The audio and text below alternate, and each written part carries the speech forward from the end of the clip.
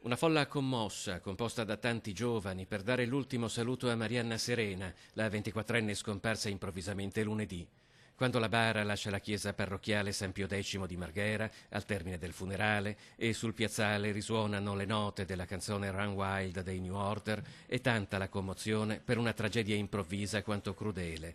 Marianna era stata la vincitrice del concorso delle Marie nel 2014, Angelo del Carnevale di Venezia nel 2015. Aveva 19 anni quando si lanciò coraggiosamente dal campanile di Piazza San Marco, una giornata di festa che oggi appare lontanissima. Marianna è deceduta all'ospedale di Treviso dopo essere entrata in coma per un'emorragia cerebrale cui era seguito un arresto cardiaco. Il malore l'aveva colta mentre era a Vicenza con il fidanzato. Immediatamente soccorsa, era stata ricoverata prima a Thiene e quindi in elicottero a Treviso.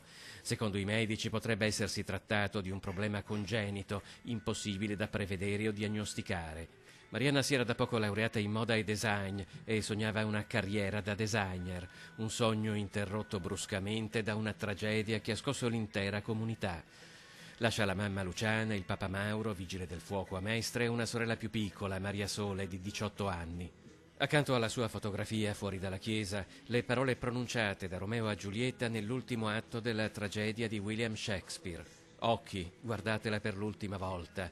Braccia, cingetela per l'ultimo abbraccio. E voi, labbra, porte del respiro, sigillate con un casto bacio un contratto senza data.